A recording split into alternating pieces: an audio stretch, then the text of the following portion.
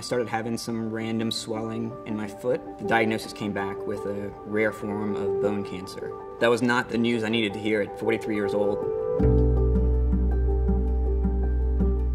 I was receiving treatment at UMC. We're looking at an amputation and chemotherapy, and that was a real surprising, shocking moment for my wife and I. We did go out of state and get a second opinion, and that confirmed everything.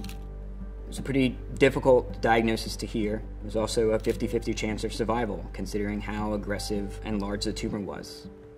The first thing I thought after the shock sort of wore off was, what does this mean for my future? I have young kids at home. Am I still going to be active in their lives? And what can I do to see if there's any other options for treatment?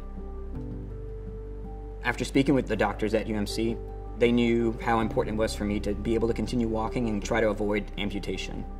They found a way to get it done with this very unique procedure. This is the first time this surgery has been done in the United States. I was lucky enough to be treated by doctors who felt like there was another opportunity there to try something different. So I was ready to do it, ready to go ahead and give it a shot.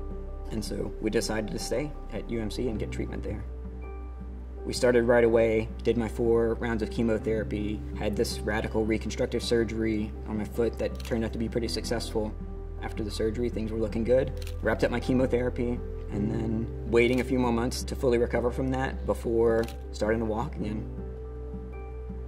At UMC, we always felt like everyone was extremely courteous and helpful. The staff were amazing at every turn, just looking for every opportunity to make it the most effective treatment they could and to make sure we were comfortable and taken care of. I felt like it's as full of recovery as anyone could have, probably beyond anyone could have expected. Going to my kids' sporting events or even walking into school with them, those are all things that seemed like weren't going to be possible. And now, 2 years later, I'm walking and cancer-free.